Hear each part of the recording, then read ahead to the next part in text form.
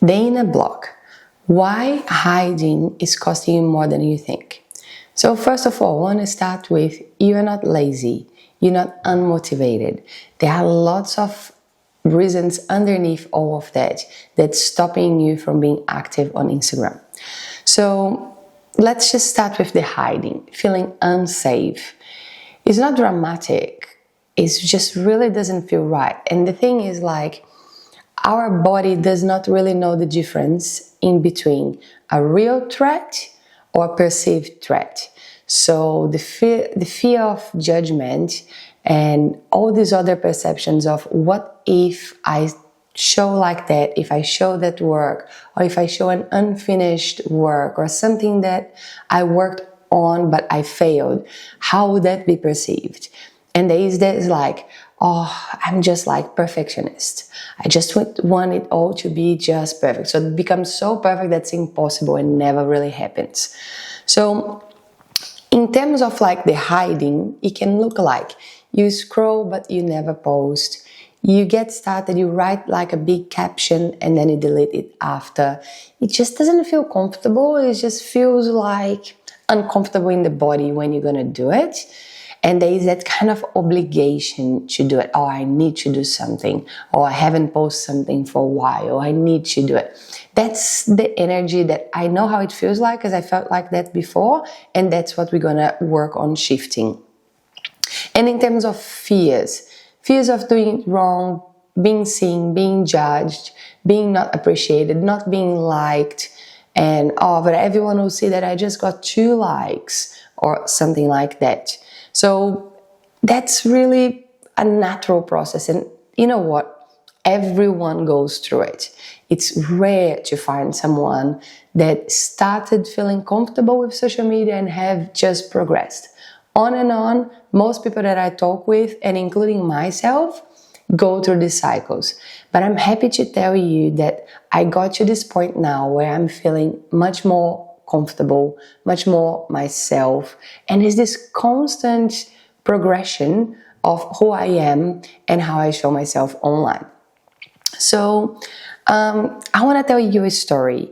Back then, when I was just starting, I got this message. I was on holidays and it was someone from an incredible, very curated shop in Canada who wanted my work. And that was just a DM on Instagram. And we organized to have a video. So I got back from my holidays, we had this video, and we started this relationship. I sent the first few pieces, and that was an ongoing through pretty much a year, and thousands of pieces that were sent and sold via this incredible shop in Canada, and I'm in Australia.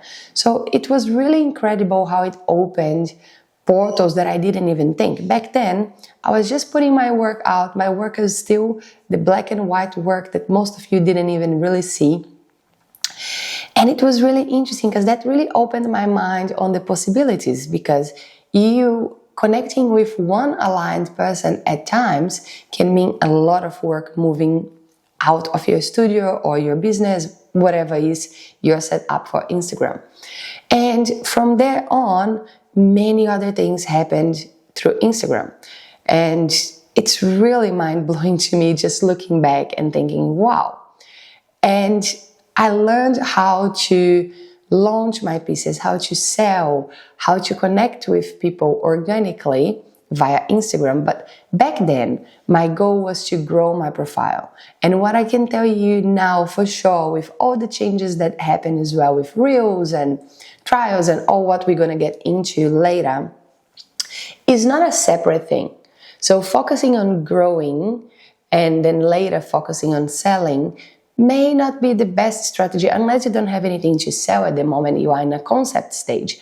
But if you do have something that you sell in terms of services, products, art, whatever that might be, doing this constant duo of sharing with the intention of growing and sharing with the intention of selling is the best combo, because then you really have a different value that you're offering. And then I think like the big cost on hiding. you're just really not exposing yourself, not giving yourself a really good chance. I know that sometimes saying, oh, just be brave, just do it, is a bit like easy to say, but there's much more than that. A bit of organizing helps a lot, having a plan, understanding what you're offering. So clarity is a very important tool that we're going to work on this lesson and on the other ones to really understand why you're not posting. What is the fear that's holding you back? And can you work with that fear? How would that be? And we're going to get into some tools that really help in the next lesson. But let's just understand here to how to reframing, do a reframing process can really help a lot. So say like someone else's that really admires you and talk highly of you. Look at your work. It's like, oh, your work is amazing. It's stunning, changed my life, it's beautiful and all of that. Whereas you have probably that perception of like, oh yeah, my work is okay.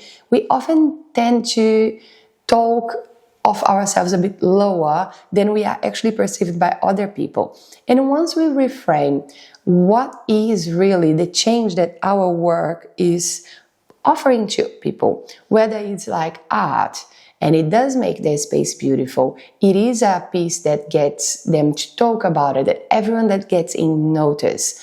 Or if you're selling something like knowledge, like a course like that, for instance, is that changing people's life? Is that inspiring them? Is that creating a possibility of doubling, tripling their income? So understanding the value of what you offer is really big on to not feeling like, oh, I'm just salesy. I speak about all the time. I just don't want to annoy people. So understanding the platform, most of the things that we put out there doesn't even get exposed to everyone. We do see it a lot if we're working on it, editing and all of that, but not everyone is seeing it. So I'm going to run into that later on, but I just want to drop that so then you can understand that it's a process. You feel comfortable as we go, and the tools that I'm going to share will really help on this process. And then notice that I got some prompts there for you to do a little bit of journaling. It's a little homework, but it goes a long way, understanding yourself and where your inner blocks are, so then we can work with it. It's not that we're going to wipe them out, but we're going to work with them, and that will help a lot as we move along. Because feeling comfortable and working with your blocks will really help to expand your knowledge. And to me, social media, Instagram in general, it has really been a tool of self-acceptance and like self-development. I really love myself more than what I did before. I looked at myself and I'm proud of myself, even though I'm not perfect, even though grammatically I know that not everything that I say sounds quite right. Often when I listen to it later, I'm like, oh, I know better than that, but that's okay. It's not the most comfortable thing be talking to camera. So we do get a bit nervous and we go with it. You know what I mean? I know that there's a lot of value that's going to come out of this course, and I know that will transform lots of people's life, and I know that will bring income with alignment, with connection of what you love doing in a way that you never really envisioned that could happen before. So let's go to the next lesson, which will be a more practical one, and we keep going.